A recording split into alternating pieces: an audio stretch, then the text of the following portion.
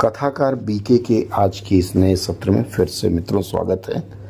सदा की भांति आज भी एक भूतों की कहानी लेकर के आया हूँ।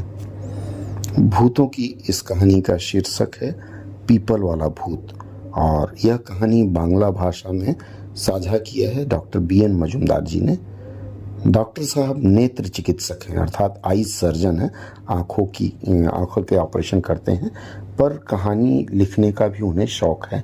और यह जो कहानी उन्होंने साझा किया है यह सत्य घटना है जो उन्होंने स्वयं अनुभव किया है। तो बांग्ला से है, हिंदी अनुवाद करते हैं, शुरू करते हैं। এখনো কিন্তু আমরা বেশ আগ্রহের साथेই भूतेर गल्प सुनी, यह उनकी पहली पंक्ति है।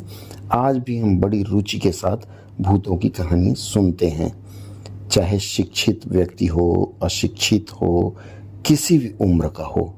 यदि भूतों की कहानी कहीं चल रही हो तो बड़े ध्यान से सुनते हैं।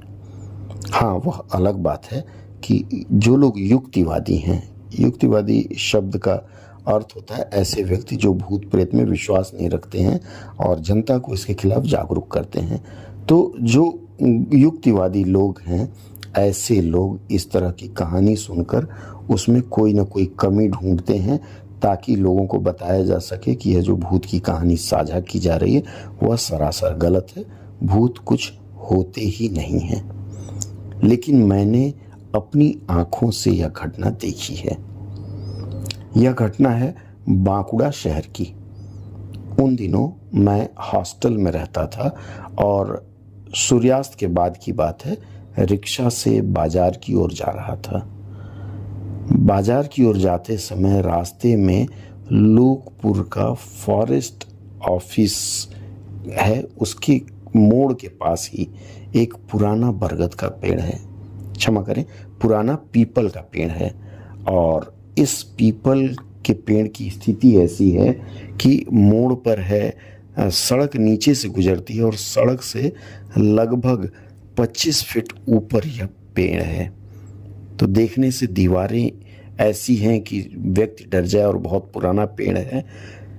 उसकी एक डाल से टिप टिप करके आग के गोले गिर रहे थे। उसको देखते ही मैंने रिक्शा वाले से पूछा यह क्या है, पर जैसे ही रिक्शा वाले ने उधर देखा उसे भय सा हो गया, उसके पूरे शरीर में सिहरन दौड़ गई और वह तेजी से रिक्शा चला करके उस स्थान से दूर जाने का प्रयास करने लगा। चूंकि मैं तब तक भूत प्रेत नहीं समझता था या विश्वास नहीं करता था, तो मैंने कौतूहलवश उससे पूछना चाहा, लेकिन वह कुछ जवाब देने के बजाय कांपता हुआ उस स्थान से दूर की ओर भाग चला। इसके साथ ही वह मुझे बताने लगा कि देखो, ऐसी रहस्यमय चीज़ों की ओर मुड़ करके नहीं देखना चाहिए। अगर मुड़ करके देखोगे तो हो सकता है वह रहस्यमय चीज़ अर्थात वह भूत तुम्हारे पीछे लग जाए और तुमको नुकसान पहुंचा दे।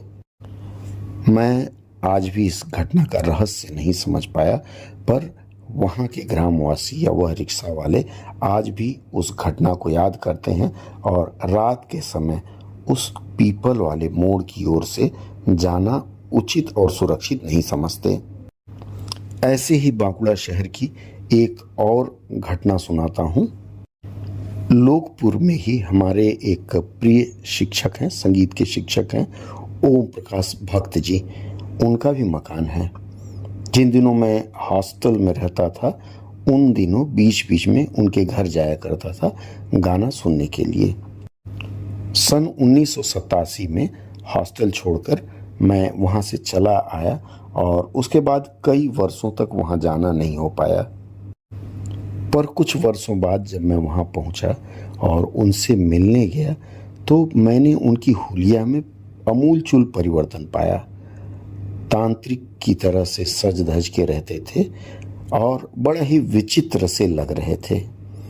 मैंने उनसे पूछा कि आपने यह क्या किया, तो पता चला कि उन्होंने किसी तांत्रिक से दीक्षा ली हुई है और दिन भर या अधिकतर समय तंत्र साधना में ही उनका बीतता है। हालांकि जब भी मैं पहुंचा तो मैंने जिद करके उनसे गीत सुने। उन्होंने मेरे लिए गाना गाया, पर ऐसा लगता है कि अब गाना गाना लगभग छोड़ चुके हों। मैंने उनसे उस पीपल वाले पेड़ की घटना सुनाई तो उन्होंने बड़े ध्यान से सुना, और सुनने के बाद उन्होंने कहा, चलो एक अनुभव और मैं साझा करता हूँ तुम्हारे साथ। दीक्षा लेने के बाद से ही वे अक्सर सुबह, दोपहर या शाम को नदी के किनारे जाकर बैठे रहते थे और वहाँ बैठ कर के एकांत साधना किया करते थे। एक दिन की बात है, शाम के समय जब नदी के किनारे बैठे थे और उस समय सूर्यास्त हो चुकी थी, नदी का जल अचानक छप छप की आवाज़ देने लगा। मतलब नदी के जल में छप छप की आवाज़ आने लगी।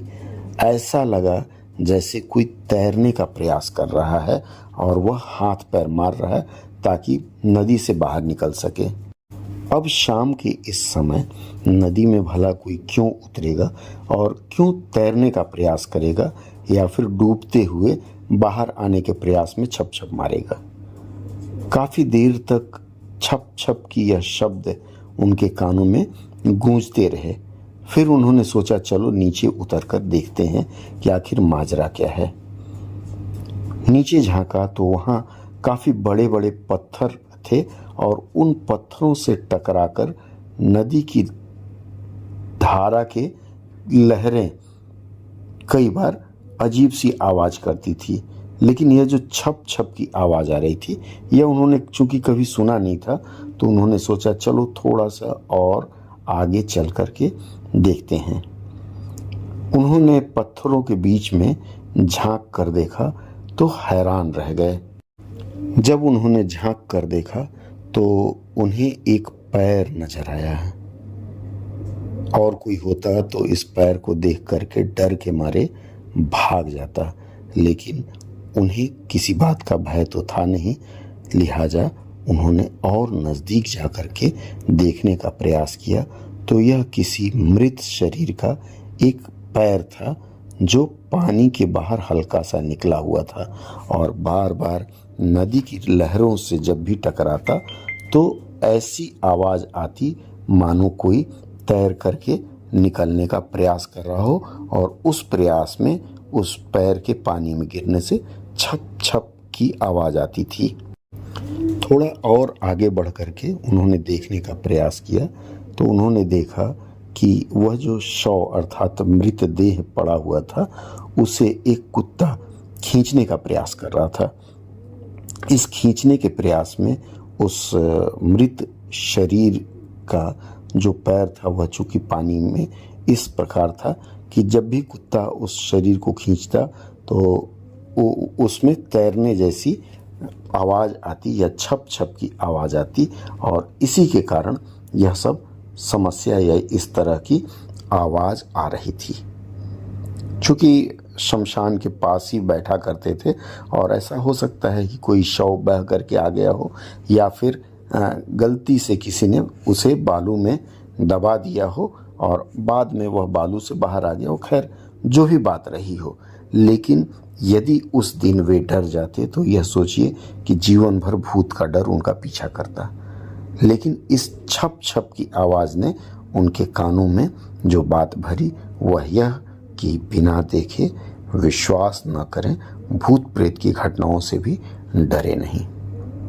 मित्रों, कहानी कैसी लगी इंतज़ार रहेगा आपकी प्रतिक्रिया का, और यदि आप चाहते हैं कि आपकी कहानियाँ भी पढ़ी जाएं तो आप अपनी कहानी लिखकर हमें भेज सकते हैं।